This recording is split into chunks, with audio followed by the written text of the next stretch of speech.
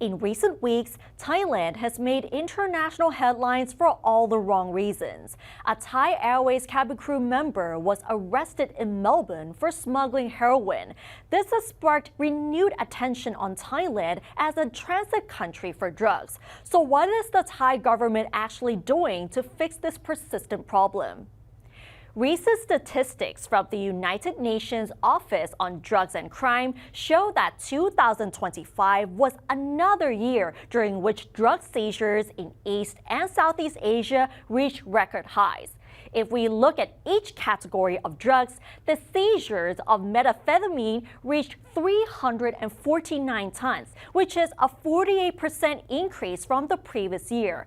Not only that, almost all meth seizures occurred in Southeast Asia. The same goes for ketamine seizures, which also saw record highs, as well as seizures of ecstasy, which rebounded this year as well. These record seizures show continuous high demand for these illicit drugs, which are coupled with transnational organized crime groups enabling drug production at an industrial scale. The drug seizures, particularly meth, are further concentrated in countries like Cambodia, Laos, Myanmar, Thailand, and Vietnam, where combined seizures represent as much as 76% of the region's total. Now let's turn our attention to where these drugs are being trafficked in this region. This is the Shan state of Myanmar, which borders several countries like the north of Thailand, Laos, and the south of China. Shan state is known for its conducive environment for drug production as well as many illicit activities. Myanmar's authorities discovered a number of drug manufacturing facilities earlier this year as well. From these facilities in the Shan state of Myanmar, the drugs are mostly trafficked from that state to nearby countries like Thailand and Laos, especially through natural border crossings. And this is not just Laos and Thailand only, it also goes through many other countries in the region. Apart from land border crossings, it also goes through maritime routes as well as air routes as well. You can see that it travels through several other countries, and it can go even as far as Australia, New Zealand, and Japan as well. So this gives you a good idea of how drug trafficking routes really work in the Southeast Asian region. UNODC's research officer on illicit drugs explains that in the Shan state of Myanmar, organized crime groups have been able to source precursors and use those chemicals to manufacture drugs illegally. The failure to prevent the flow of such chemicals has been one of the major factors in the surge of drug trafficking in the region. A lot of this is rooted in the presence of armed groups and difficulties in governance and law enforcement. Because I think at the moment, most of the law enforcement efforts focus on individual seizures. So we see the record amount of seizures of methamphetamine and ketamine or heroin, whatever drug it is. The issue is we don't really see the addressing the root causes of this drug production and trafficking. I know that this is a very sensitive topic. It's political issues.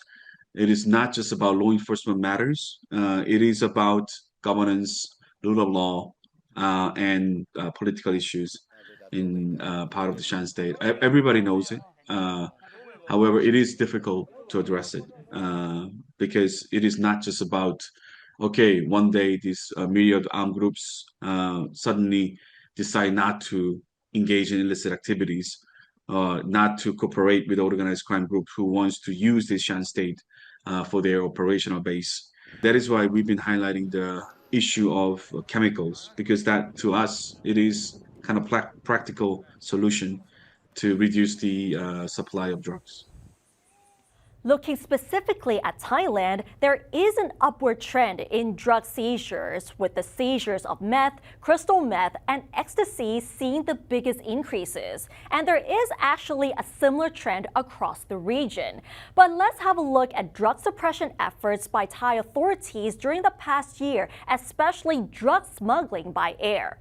Thailand's Office of the Narcotics Control Board said that they have arrested drug smugglers at airports last year, both both outbound and inbound. And as you may have noticed, that Australia remains the top destination for drug smugglers from Thailand and Southeast Asia. And recently, these canine detection units have been deployed at Suvarnabhumi Airport to screen all passenger and cabin crew luggage before being loaded on board. The first flight being Thai Airways TG461 from Bangkok to Melbourne. Officials will be screening passengers' luggage and cargo 24/7 to prevent contraband from slipping through. This is part of the government's zero trust policy to overhaul airport security following the incident in which a Thai cabin crew member was arrested in Melbourne for smuggling heroin. Under this new policy, all pilots, cabin crew, and ground personnel will undergo the same rigorous screening processes as standard passengers without exception. Meanwhile, the evidence gathered so far suggests that the cabin crew member may not have knowingly participated in the drug smuggling operation. Thai investigators have yet to determine whether the woman knew that the tote bags she was carrying at the time contained heroin. UNODC also offered a different perspective on the scandal. There have been many cases of flight attendants being targeted by criminal groups for carrying a certain amount of drugs, not necessarily a lot, but still they've been targeted. And whenever we look at some of the air carrier drug trafficking cases, not everyone had a criminal mindset, which means that they were sometimes forced or scammed to bring drugs out of one country to others. There were several cases of the people arrested for cannabis trafficking across Thailand to go to European countries or from Malaysia as well. But the second part I want to highlight is that we see that increases flows of heroin coming out from Southeast Asia to Australia. Australia has done some studies on their heroin use. We can see from their wastewater analysis that heroin use has been increasing in Australia quite rapidly over the last few years. I think there are huge incentives for criminals to bring heroin out of this Mekong region to Australia.